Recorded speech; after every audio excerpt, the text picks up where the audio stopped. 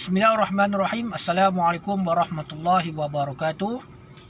InsyaAllah saya ingin berkongsi tentang satu doa yang kita boleh amalkan bagi kita yang menghidap penyakit batuk, selsema serta COVID-19, yang mana lebih kurang samalah dengan kedua penyakit yang saya sebutkan insyaAllah, yang mana yang berbunyi Bismillahirrahmanirrahim.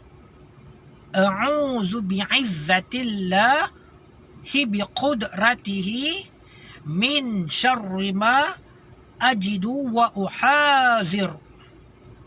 Bismillahirrahmanirrahim.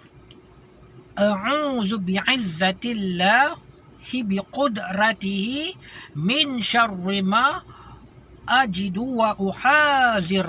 InsyaAllah kita boleh amalkan doa ini. Dan sebaiknya sebelum kita nak bacakan doa ini, kita mulakan dengan bacaan surah Al-Fatihah satu kali. Kemudian kita sambung dengan bacaan ayat syifa satu kali. Dan seterusnya kita tutupkan dengan doa yang saya bacakan sebentar tadi. Saya ulang sekali lagi. Bismillahirrahmanirrahim. A'udzu bi'izzatillahi biqudratihi min syarri ma ajidu wa uhazir. InsyaAllah. Dan kita juga boleh bacakan sambil kita tiupkan di atas segelas air.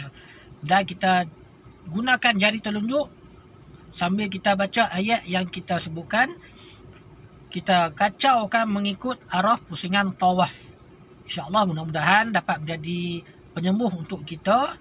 Dan kita sudah maklumlah, bagi mereka yang menghidap penyakit batuk, kita dianjurkan untuk minum banyak air.